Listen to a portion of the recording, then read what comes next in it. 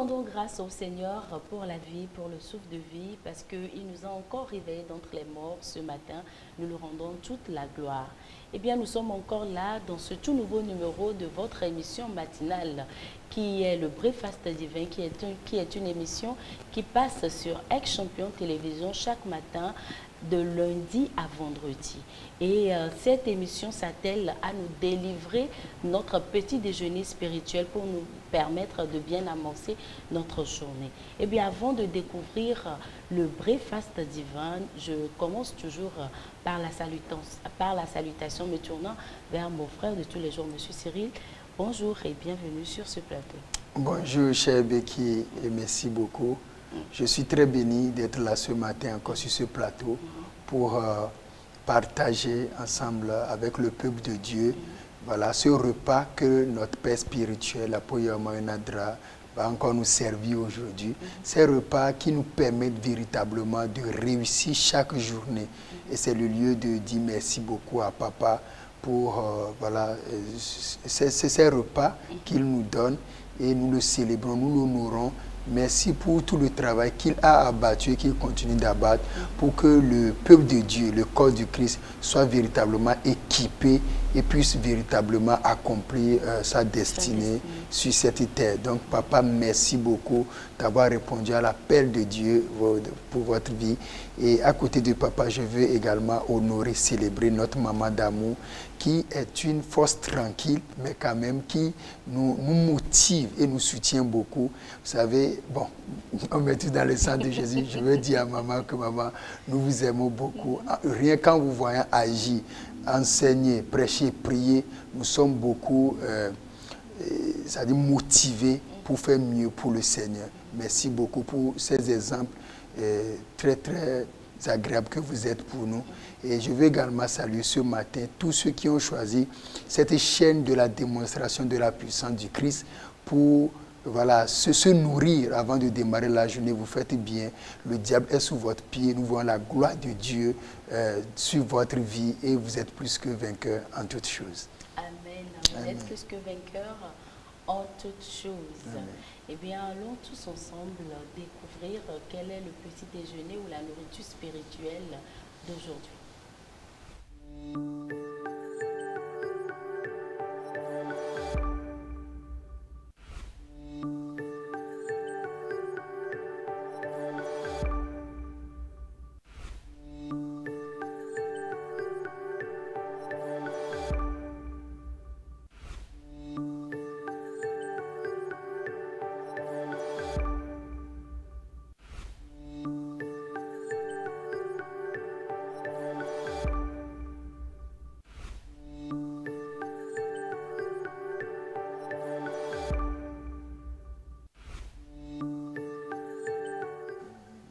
La prière comme sacrifice.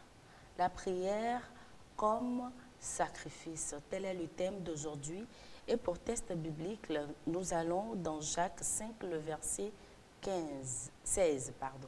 Jacques 5, le verset 16.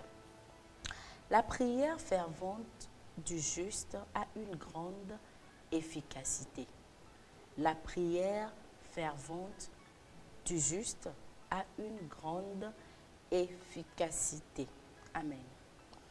La prière consiste à invoquer Dieu, à parler à Dieu, à soumettre à Dieu ses fardeaux. Elle doit être faite avec ferveur, afin d'être efficace. À cet effet, elle nécessite de l'effort, de l'abnégation, du sacrifice personnel.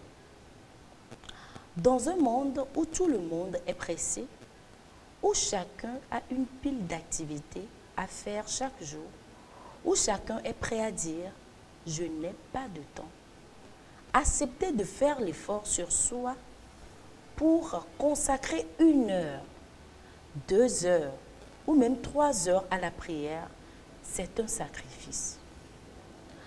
Abandonner certaines activités urgentes et importantes pour vaquer à la prière est le type de sacrifice dont nous parlons.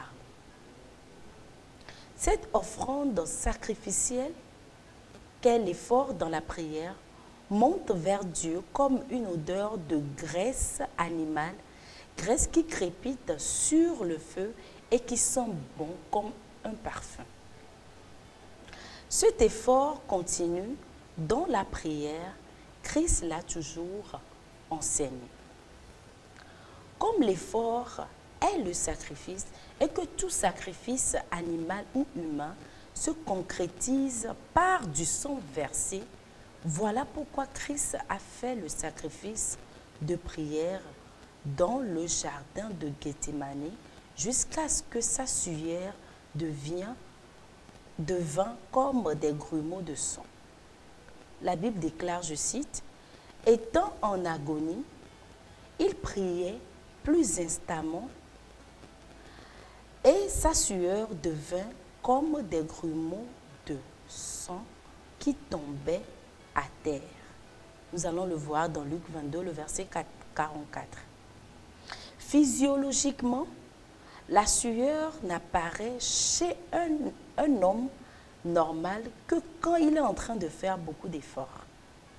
Si la sueur de Christ a apparu à ce moment-là, c'est qu'il faisait de grands efforts dans la prière. Christ est même allé au-delà de l'effort physique pour se sacrifier à la prière.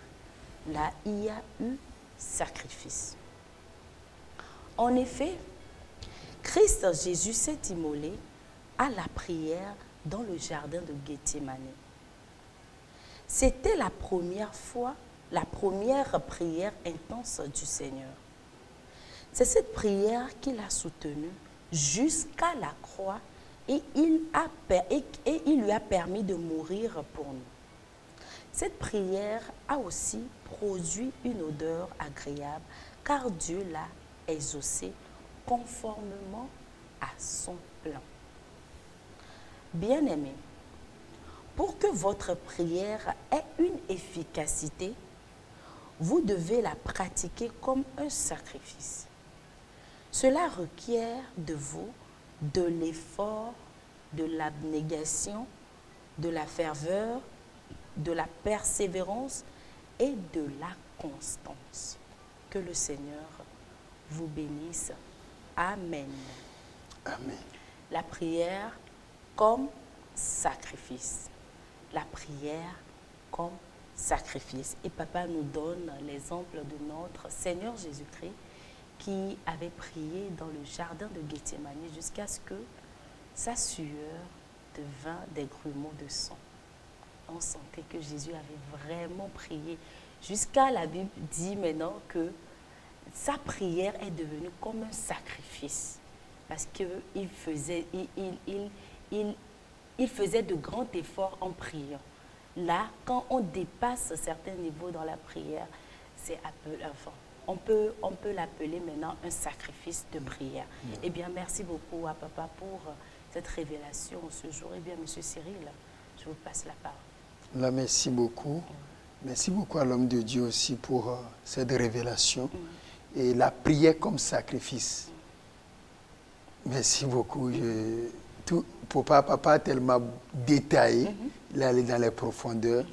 Et je crois vraiment que nous qui sommes ses enfants, nous devions vite accepter cette vérité-là pour pouvoir évoluer.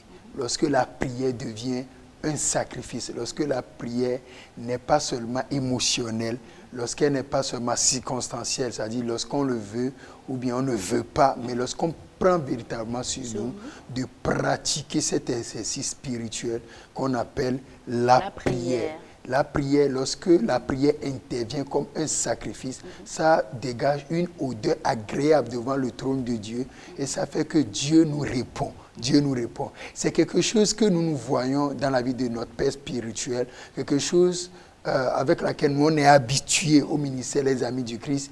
C'est vrai, on peut lire tous les livres sur la prière, on peut enseigner les gens sur la prière, mais je pense que c'est en priant qu'on saura prier. Et nous vous invitons, vous qui nous recevez, à faire un tour au ministère des Amis du Christ, un dimanche, ou soit un lundi à 18h, à la main de midi à mercredi, ou soit un vendredi à partir de 18h, pour voir ce qu'on appelle la prière. Pourquoi les gens témoignent? Pourquoi les gens sont contents parce que les gens véritablement offrent, ils offrent à Dieu la prière comme un sacrifice. Et Dieu répond toujours. Dieu répond toujours. Donc, papa a pris le soin de nous définir, voilà, de nous donner une définition de la prière. D'abord, ici, papa dit que ça consiste à invoquer Dieu, à parler à Dieu ou à soumettre à Dieu nos fardeaux. C'est très important. Ça veut dire que là où vous êtes en tant qu'enfant de Dieu, si vous avez des problèmes, vous rencontrez des situations qui vous dépassent, vous avez un Père à qui vous pouvez vous adresser et qui peut vous répondre. Vous pouvez lui parler, vous pouvez décharger sur lui vos fardeaux. Vous lui dites, papa, ici, voilà, il y a tel problème. Seigneur, interviens, interviens, interviens dans ma vie. Et vous allez voir l'intervention de Dieu qui va agir. Donc, un chrétien qui ne prie pas pêche. Pas parce que, ça dit, vous devez savoir que plus les gens vivent dans le péché, plus ils s'éloignent de la prière. Donc, quand on voit quelqu'un qui fuit la prière dans nos assemblées, la personne se reproche de quelque chose. Il est en train de pécher, il se cache pour pécher. Parce que vous allez voir que plus vous priez, surtout quand la prière devient comme un sacrifice, plus vous avez envie des choses spirituelles. Et ça fait penser à ce verset de la Bible qui dit celui qui parle la langue s'édifie, il se construit, il se charge. Quand papa dit ça, ah là là, c'est parti encore pour 3 heures. Tu te charges, tu te construis, tu te bâtis, tu t'édifies lorsque tu passes beaucoup de temps dans la prière. Alléluia. Donc, quand on prie comme ça, vous allez voir que votre corps, votre chair, il se rétrécit. Votre chair se rétrécit, ses envies diminuent et c'est les envies de l'esprit qui augmentent. Et ça fait que vous désirez les choses de Dieu, vous désirez méditer la parole de Dieu, vous désirez louer Dieu, vous désirez aller gagner les âmes. Et c'est la prière, moi je dis qu'elle est transversale à toute activité dans le royaume de Dieu. Vous ne pouvez rien faire, rien offrir à Dieu dans le christianisme sans la prière. Tout se fait par la prière, dans la prière. Nous sommes venus dans la prière, nous allons vivre dans la prière, nous allons quitter. C'est toujours dans la prière. Le Bible dit, Dieu leur donna une parabole pour leur montrer qu'il faut toujours prier sans se relâcher. Lorsque vous vous arrêtez, vous savez, lorsque vous arrêtez de prier, c'est comme si vous donnez maintenant assez au diable maintenant de vous maltraiter. Donc on doit toujours maintenir le diable dans sa position. On doit toujours faire avancer le royaume de Dieu. Et tout cela, c'est pas la prière. Même pour qu'une église puisse croître, il va falloir intercéder. On accouche tout d'abord dans la prière. Cette prière qui est un sacrifice. Donc on ne va plus dire à un chrétien normalement que c'est capital, c'est très important un chrétien de prier. Si un chrétien ne prie pas, il est mort. Oui, parce que nous vivons par la prière. C'est notre respiration en tant que la nouvelle création. Et donc, papa nous dit maintenant, puisque beaucoup se posent des questions, il dit, je prie, je n'ai pas de résultat. Je demande des choses à Dieu. C'est comme Dieu, il ne m'entend pas. Donc Dieu, il fait la sourde oreille. Ce n'est pas vrai. Donc l'homme de Dieu intervient aujourd'hui. Il nous donne une clé. De quelle manière la prière doit être faite pour avoir de résultats. Et la manière là, c'est ça papa est en train de dire, il dit, ça doit être fait avec ferveur. Et ça nous renvoie en même temps au texte de base. On dit la prière du juste, la prière fervente.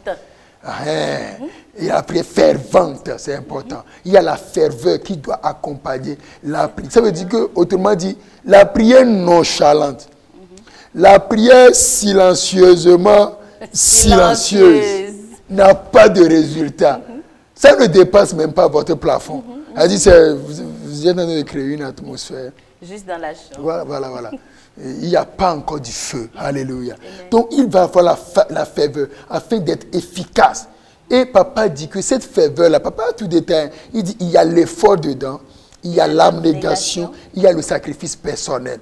Et nous, on le dit de façon simple au ministère Les Amis du Christ. Quand vous voulez prier, engagez votre corps, engagez votre âme, engagez votre esprit. Il ne faut pas dire seulement que je prie à l'intérieur. Vous mentez. Dans le cœur. Non, c'est un mensonge, c'est un pur mensonge. Personne ne prie dans le cœur pour avoir un résultat. Dieu n'a pas pensé les choses dans le cœur, les choses sont venues. Dieu a parlé. Et donc vous n'avez pas à nous tromper que vous ne voulez pas parler. Que Dieu se trouve dans... Non, oubliez ça. Il faut prier, il faut de la ferveur.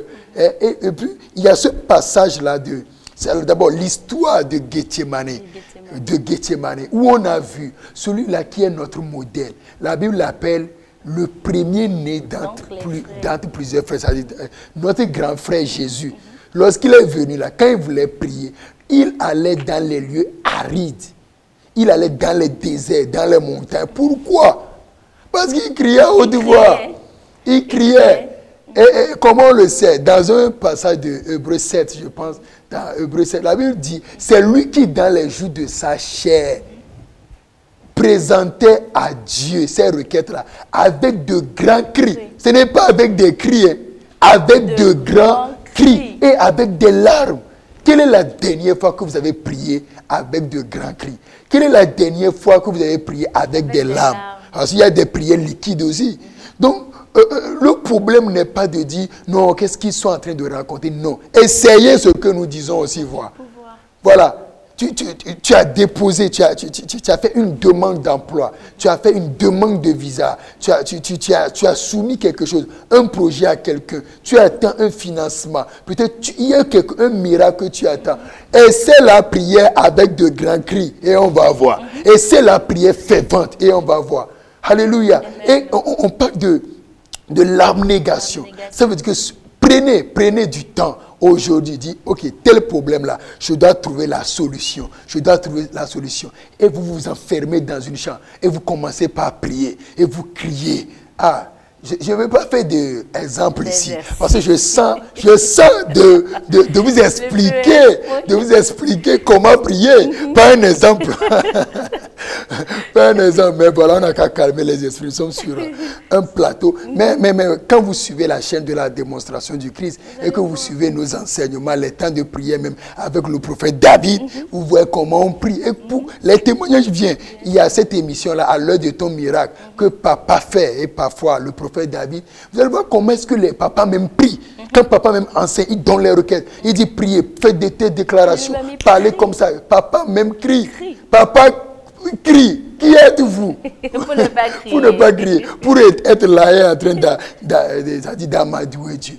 Et papa parle, il dit abandonner certaines activités urgentes.